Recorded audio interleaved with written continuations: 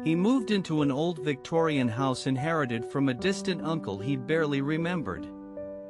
It was quiet, creaky, and full of forgotten rooms. The air inside felt heavy, as if the walls themselves held their breath. Every night, he heard whispers, but blamed the wind. While exploring the second floor, he noticed one hallway was shorter on the inside than outside. A section of the house didn't match. He knocked on the wall, and the sound changed, hollow, empty. There was definitely something hidden behind that part of the hallway. With a crowbar and patience, he peeled away the wallpaper and pried the wooden boards. Behind them was a small locked wooden door. There was no keyhole. Just a cold iron handle shaped like a serpent. He hesitated, then pulled it. The door creaked open slowly. Inside was a narrow spiral staircase, leading downward into darkness. The air rushing out smelled of dust, old stone, and something faintly metallic. He took a flashlight and began descending carefully. Each step echoed as if the walls were made of ancient stone instead of wood. At the bottom, he found a circular stone chamber with 12 mirrors mounted evenly around the room. They all faced inward, toward nothing. The mirrors didn't reflect him. Instead, they showed shifting scenes, dark forests, abandoned halls, stormy seas. None of them made sense. One mirror began to tremble, the surface rippling like disturbed water. A pale hand pressed from the inside, but only for a second. He reached toward it, but the surface stayed cool and solid. Then, in another mirror, he saw his reflection. But it blinked late. The reflection smiled, though he didn't. His heart raced. He stepped back, bumping into another mirror. It, too, showed a different version of him. Each mirror now displayed a unique version of him, older, younger, injured, dressed differently. Some looked afraid. Others stared back with cold smiles. Suddenly, the door behind him slammed shut. He rushed to it, but the handle had vanished. The stone walls groaned around him. A deep voice echoed through the chamber, "One must remain. One must pass."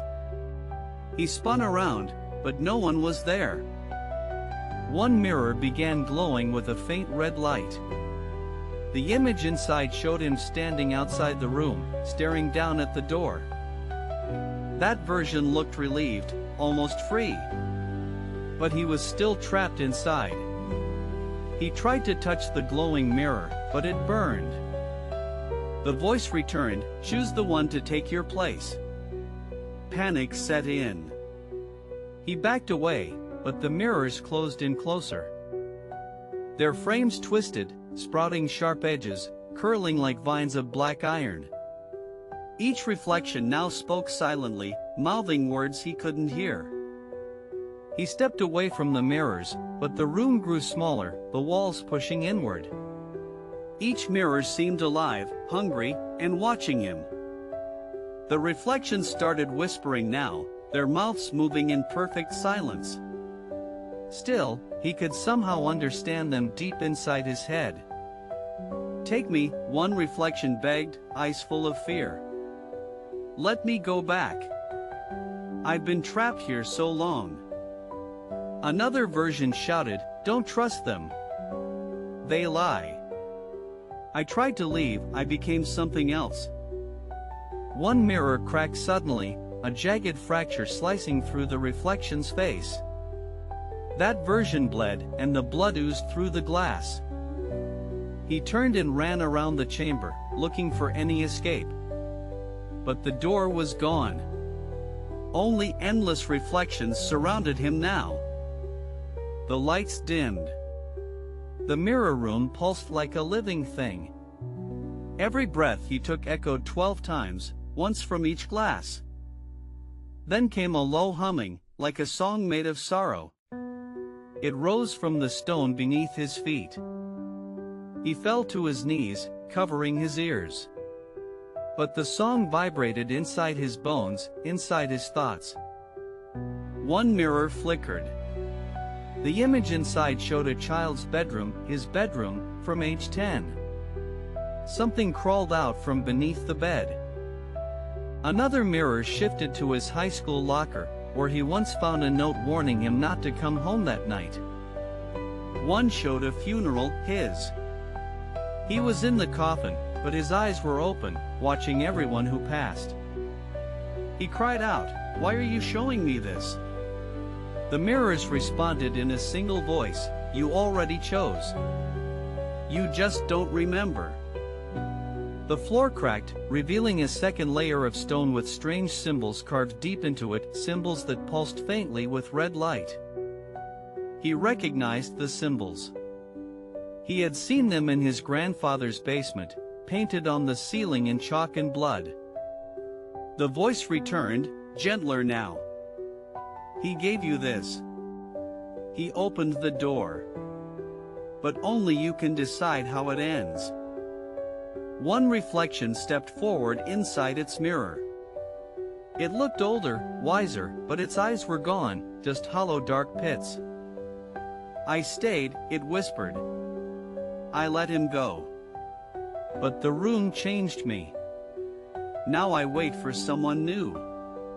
Someone like you." He stepped back again, heart pounding, but the mirrors followed him. The room twisted, now the ceiling reflected him too. He screamed. 1,000 versions of his voice screamed back. The mirrors cracked again, but didn't break. They only smiled. He stumbled toward the center of the chamber, where no mirror could reach. Yet their eyes followed, watching every breath he took. The older reflection spoke again, louder now, "You can't leave without choosing. One must replace you, or you stay forever." He shouted, "None of you are real." But the reflections laughed, some in mockery, others in pain. A cold wind swept through the chamber. The mirrors shivered, their glass fogging briefly as if exhaling. He dropped to the floor, his hands shaking. In the corner of the room, a new mirror began to form from the stone. It rose slowly, its frame twisting like roots. Inside it showed a version of him sitting in a hospital bed. Machines beeped, nurses moved quickly. His eyes were closed in that mirror, unconscious, barely alive. The voice whispered, "This is your body now. Your soul is here. Choose who lives, and who watches." He stared at the hospital image. "Am I dying?" The mirrors didn't answer. They only showed possibilities, some filled with peace, others with horror. He felt time slowing. His heart beat once every few seconds. Even the dust floated midair, like frozen memories. One mirror began flashing images rapidly: childhood, fear, laughter, darkness, a door slamming, a candle burning out. He remembered the day he found his grandfather whispering to a mirror in the attic. That was the first time it called. He didn't answer then. But now he had stepped through and found the source of the whispers. The mirror showing the hospital blinked. Now his eyes were open. A nurse called for a doctor. "He's waking up," she said. He felt a sudden tug, like something inside him was being pulled upward, back toward that world. But something held him down. The other versions, they were all reaching for him, begging, pleading, angry, desperate. They climbed inside the mirrors, pounding the glass, their hands bloody, their mouths screaming without sound. "Take me. Choose me. Let me out. I remember. It's mine. It's my turn." He backed away from the hospital mirror. "I don't know what's real anymore," he whispered. "I don't even know who I am. The voice said, then pick. Be the one who remembers, or become one who watches. He realized now the mirrors were prisons, not windows. Each reflection was a soul caught in the choice too long. Too long, and you forget who you were. You become only what the mirror shows. He stood trembling at the center of the room, surrounded by reflections of himself, each more broken than the last. One mirror now showed nothing at all. Only darkness. But he could feel something breathing on the other side. Another reflection stood completely still, eyes wide with terror. Its mouth slowly opened, revealing a second, whispering mouth inside. The hospital mirror pulsed again. The heart monitor spiked. He saw his chest rise slowly, then again. Someone called his name. It was his sister. Her voice broke through the chamber like sunlight piercing through storm clouds. Wake up, please. He turned toward the voice, but only the mirror echoed her cry. The room remained cold, unmoved, eternal. The red symbols on the floor glowed brighter now. They began to shift, rearranging themselves into a new pattern he didn't understand. He knelt beside them, touching one glowing symbol. A jolt of cold shot up his arm, not painful, but ancient. Suddenly, one mirror shattered inward. The glass didn't fall, it dissolved into black smoke, revealing a shadowy hallway. Beyond that hallway was silence. No reflections. No voice. Just stillness. It was the only opening he'd seen since arriving. He approached it carefully, but the other mirrors started screaming. Not in sound, but his mind burned with their panic. You can't leave. No exit. It's a trick. Stay.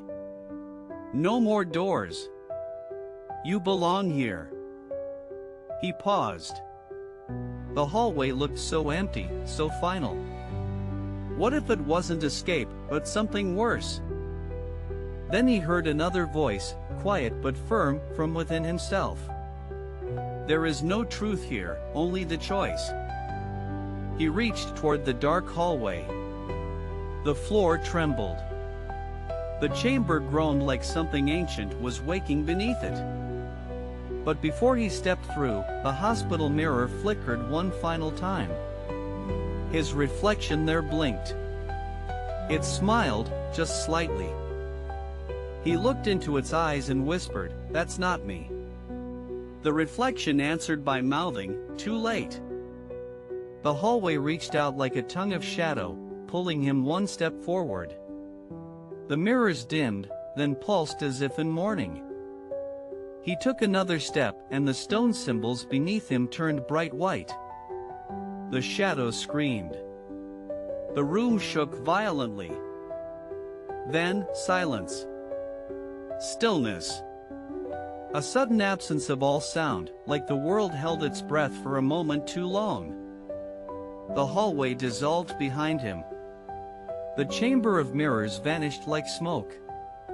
He stood in endless white space, barefoot, heart pounding. Ahead of him stood only one thing, a mirror, tall and cracked, but showing a clear image of himself. No other versions. No flickers. No distortion. Just him, tired, older, afraid, but real. A voice echoed one final time, "You chose nothing. And so, you chose yourself." The mirror shimmered. He reached out, hand trembling, and touched the surface. This time it didn't resist. It was warm. In a blink, he was back in the hospital bed. Gasping. Awake. Nurses ran in. Machines beeped faster. He was alive. His sister wept beside him. "You were gone for 3 minutes," she said. "You stopped breathing." He looked at the ceiling, then at the mirror in the hospital room's corner. His reflection stared calmly back. But it blinked twice. He said nothing. Weeks passed. He left the hospital. But something stayed with him. The feeling of eyes watching from glass. Every mirror he passed shimmered slightly when he blinked. Sometimes, a shape moved just out of view. One night, he covered all the mirrors in his house. Every last one. Just in case. But still, he hears them sometimes. Whispers in the dark. Promises. Please. Because when you enter the mirror room, part of you never truly leaves.